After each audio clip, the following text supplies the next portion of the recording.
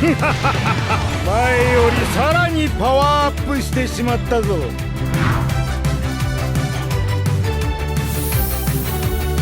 いいんだろこれで。サンキューベジータ。ベジータとカカロットが合体してベジットってとこかな。さらにいつがスーパーベジット。 The animations for STR Super Vegito single-handedly silenced almost all the negativity going into the worldwide celebration, and it also helped that he was one of the most broken STRs we had ever seen. He had the new best team, leading Majin Buu Saga in Battle of Wits for 3 key, 130% to HP, and 170% to attack and defense. In base, Goku and Vegeta were essentially an upgraded version of the 3rd anniversary STRs, who were still holding their own a year and a half after their release. They gained 120% attack and defense and 30% damage reduction at the start of turn. This sizable damage reduction, combined with their STR stats, 120% defense boost, and strong super attack effects, made them nearly untouchable in every event. Offensively, they were very strong as well, with a medium chance to launch an additional super attack and +1 key per type key sphere obtained. Combined with their amazing key links such as Prepare for Battle, Shocking Speed, and Saiyan Lineage which they shared with Tech Ultimate Gohan, it was easy to consistently fire off super attacks. But once transformed, Super Vegito became the single best damage dealer in the game. He recovered 50% HP once only, and jumped up to 150% to stats at the start of turn. He had a medium chance to crit, and like every Super Vegito before him, he countered normal attacks with tremendous power. Vegito annihilated every boss in the game with his crit counters, and could solo the later phases of the legendary Goku event by himself. On top of that, he gained the absurdly strong ability to foresee enemy super attacks for 10 turns, completely eliminating the risk of getting caught by a surprise super. His active skill transformation could be triggered starting from turn 4 when HP was 77% or less. While this was annoying every now and again, it was far easier to be below this threshold than above it, as most bosses were typically whittling away at your HP rather than outright KOing you. He was borderline unkillable in base, arguably being the best unit in the game for Extreme Super Battle Road, and he obliterated anything in front of him once transformed. He was ridiculously powerful and firmly established himself as the best unit in the game. But he did have some competition. STR Buuhan was comparable in strength, but was widely considered to be the second best unit in the game. He led Majin Power and Power Absorption for 4 key, 130% HP, and 170% to attack and defense. Thanks to the previously discussed link level updates, the buffs to many of his links such as Majin greatly strengthened STR Buuhan. As Bootanks, he had the same core passive as Goku and Vegeta, but recovered 12% HP instead of having 30% damage reduction. He was typically sitting at around 200,000 defense, allowing him to perform great in Extreme Super Battle Road. His 18 key super stacked defense by 30%, making him even more dominant in longer events. Bootanks' transformation was easy to activate, capable of becoming Buuhan starting from turn 4 when HP was 50% or higher. His healing was one of this unit's biggest strengths. Bootanks healed 12% HP at the start of turn, and Buuhan healed 10% HP. This allowed you to heal 22% HP the turn he transformed, not including the extra healing from his links. STR Buuhan could launch up to 3 super attacks in a turn, while also serving as the best defensive unit on his team. However, compared to Vegito's scouter ability, his 5-turn super attack seal was pretty useless, which was a bit of a shaft for Buuhan. Regardless, he was a villain powerhouse, with several great Majin Buu linking partners that allowed him to dominate effortlessly, including his new banner unit Buu Piccolo. Buu Piccolo healed 15% HP, had a medium chance to dodge, and gave Power Absorption allies 30% attack and 50% defense, heavily boosting Buuhan's numbers. Physical Tien was the other banner unit, and he was similarly a powerful support unit, giving superclass Majin Buu Saga allies the same stat buffs.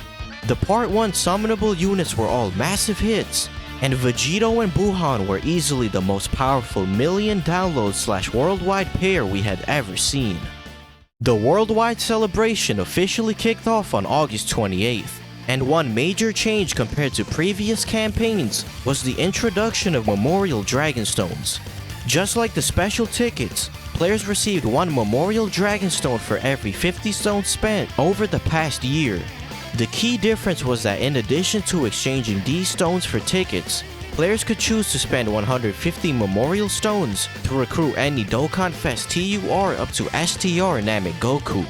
This was a welcome addition for players who were only missing a specific unit from the banner. However, the 150 stone cost was far too steep for most people, forcing them to exchange for tickets instead and preventing them from fully taking advantage of this new system. It was also nonsensical that every Dokkan Fest costs the same amount, despite the massive power gap among some of the units. A new Majin Buu Saga story event brought with it two new free-to-play characters, Int Goku and AGL Hercule, who were both set to Dokkan Awaken in Part 2. Alongside this, the Saiyan Gluttons event was released as a daily stage where players could collect aged meat. Completing all missions from the Part 1 co-op campaign awarded players with a sexy new Majin Buu Saga themed wallpaper. The final two events of Part 1 were the Majin Buu Saga edition of Battlefield and the launch event, which gave players 20 stones per week for a total of 100 stones. Overall, a very weak Part 1 for what was supposed to be the second biggest celebration of the year. But let's see if Part 2 makes up for it. On September 15th, a new Infinite Dragon Ball History stage featuring the various forms of Majin Buu was released, alongside 10 new Extreme Super Battle Road stages on JP. Unsurprisingly, these stages were extremely challenging, though the powerful Majin Buu Saga units released in recent weeks proved extremely helpful across several of the new stages, including Super, Extreme, Majin Buu Saga, and Potara. Global, on the other hand, finally received the first 10 stages of Extreme Super Battle Road after a long 6-month wait. These stages also brought with it the EZA for LR Int Goku. He didn't change too much, but notably gained 59% to stats, additional support on his 18-key super, and extra support when HP was below 59%. But he wasn't the only character to receive an EZA. Alongside Extreme Super Battle Road, they Dokkan Awakened and EZA the Part 1 free-to-play characters, as well as LR Hercule. LR Hercule was surprisingly competent. He gained 3 key and 77% defense for his first 3 turns, and raised attack and defense by 50% for 3 turns on 18 key super. This allowed him to reach impressively high defensive stats, making him viable even in Extreme Super Battle Road. He also had a 50% chance to dodge for 3 turns after receiving an attack, and had a medium chance to stun on Super, further improving his survivability. AGL Hercule / Buu were similarly a good defensive option. Hercule greatly stacked defense on Super, had a medium chance to dodge, gave Majin Buu Saga support, and possessed 40% damage reduction above 40% HP. He could exchange into Majin Buu once receiving 5 attacks in battle, and he guarded all attacks with a Majin Buu Saga Goku or Hercule ally. However, the most memorable of the bunch was Super Saiyan 3 Goku. He gained a total of 180% to stats at max HP, and was super effective for his first 3 turns, allowing him to hit decently hard for a free-to-play unit. Interestingly, unlike other transforming characters, Goku would deactivate his Super Saiyan 3 transformation and revert to base when HP was 80% or less from turn 3. Spirit Bomb Goku was a solid damage dealer. He gained 130% to stats and 30% attack per Rainbow Key Sphere obtained, as well as being super effective with 1 Rainbow Orb. With 2 to 3 Rainbow Orbs, he was sitting at 180% to 210% attack, and could shoot out high damage numbers. Most notably, however, was the fact that Goku debuted a brand new mechanic to the game, Unit Super Attacks. Assets pertaining to partner super attacks were found in the game's data at the beginning of August, but this unit marked their official debut. Unit super attacks are unique super attacks certain characters can launch when conditions are met, which mostly includes having a certain character alongside them. When there is a Majin Buu Saga category ally whose name includes Hercule attacking in the same turn, Goku would launch his unit super attack, which did immense damage and raised all allies' attack and defense by 25% for one turn. This was more powerful than his standard super attack, which did supreme damage and only raised allies' attack. The first summonable character built around this new mechanic was the Part 2 LR, Super Saiyan 2 Angel Vegeta. His unit super could be activated when Ki is 18 or more with a Majin Buu Saga ally whose name includes Goku in the turn. When triggered, he would greatly raise attack for one turn and massively lower defense. Vegeta's design was similar to LR Rosé, functioning as a more defensive version of Goku Black. He gained 70% attack and defense, and 4% attack and defense for every Ki up to 70%, resulting in a multiplicative boost of 189% at 18 or more Ki. Additionally, when there was a Goku in the turn, he gained 3 Ki, and a further 3 Ki if Goku was from the Majin Buu Saga. Vegeta was quite tanky after attacking, but without a Majin Buu Saga Goku on rotation, this unit could greatly struggle with Ki. He also raised defense for one turn on his 12 Ki super, which helped in situations where you couldn't trigger his 18 Ki super attack. Vegeta had a powerful active skill that could be used with a Majin Buu Saga Goku ally on the turn, starting from turn 3. Vegeta gained 1 Ki, 59% attack, and 78% defense on his active turn, which caused his stats to skyrocket.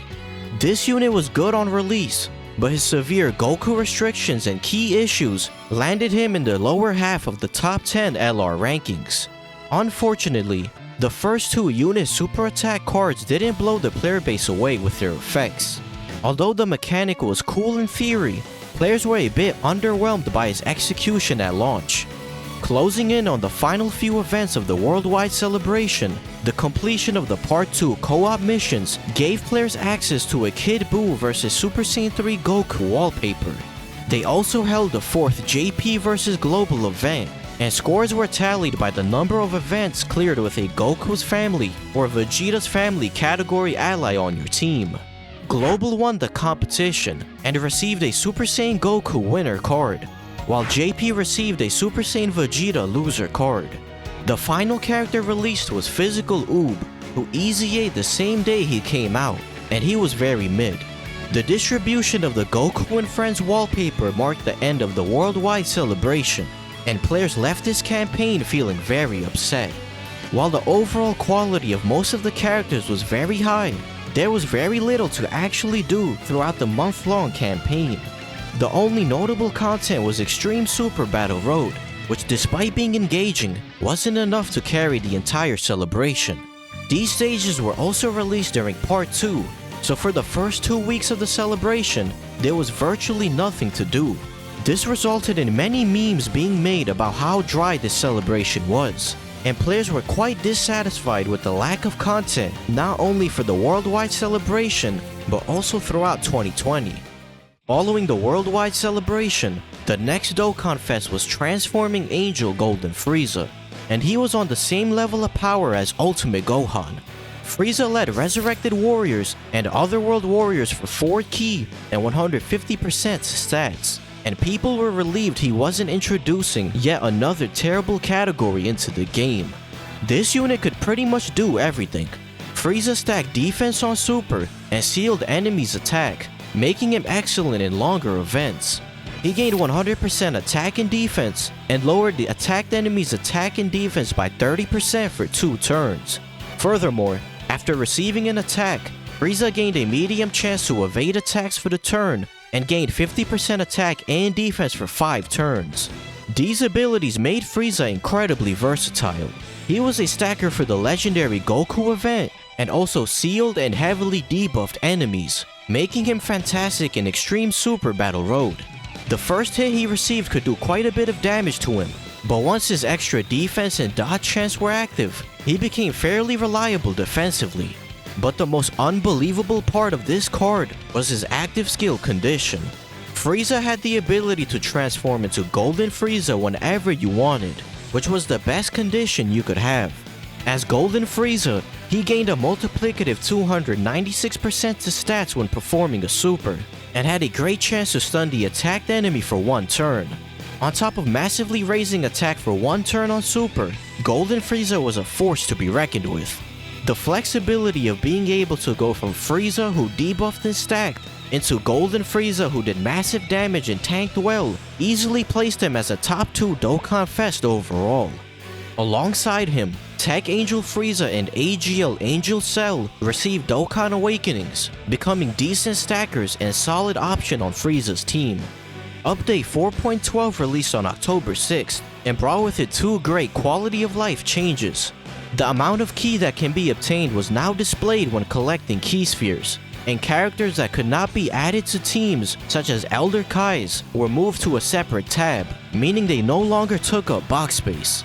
A week later, the 200% perfect combat simulation event was released.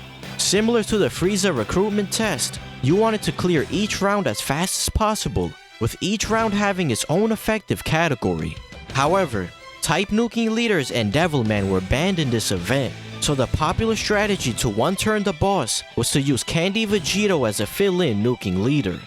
Quite oddly, they easy-a'd in Kid Buu at this time, instead of during the Majin Buu Saga themed celebration a month prior. Dokkan for whatever reason refused to easy-a major summonable units during their big celebrations, leaving players waiting longer than necessary for this extra decent addition to the Majin Power team. And in another unusual move, the October Part 2 LR had nothing to do with the units released this celebration. LR Team Turles. Despite being a standard yellow coin LR, Turles was absurdly powerful, gaining 130% attack and defense while supporting Terrifying Conqueror's allies for 3 ki and 30% to stats. When attacking with 24 ki, Turles was super effective and had a high chance to launch an additional super attack. At max ki, Turles was one of the hardest hitting units in the game and was on the same level as the worldwide Dokkan Fest LRs. Linked with AGL Turles or his TUR version, LR Turles was capable of reaching a 9 million plus attack stat. Turles had 2 mechanics that helped him reach 24 ki. The first was that when the enemy was stunned, Turles gained 6 ki and was super effective against all types. Combined with his chance to stun on 12 and 18 ki super, Turles was able to reach peak performance in Extreme Super Battle Road quite regularly. The second method was via his active skill. When HP fell below 60%, or starting from turn 8, Turles gained 24 ki for one turn, and this active could be used twice in battle.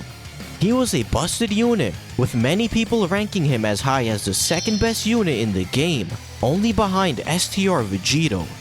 This year's Halloween characters released alongside Turles, and they were a big step down from last year's batch. Grandpa Gohan and Pan were the new unit, and while they were a fun concept for a card, they ended up being fairly mediocre. Candy Vegito and Gotenks and Ghost received easy A's, but they received very minor upgrades. A couple days later, Baba Shop Krillin received a Dokkan Awakening as well as an easy A, and he was pretty good. He reduced damage received by 50% when guard was activated, and had a high chance to guard as the first attacker and a medium chance to guard as the second or third attacker. He was similar to free-to-play in Frieza, and was one of the best tanks in the game against physical enemies.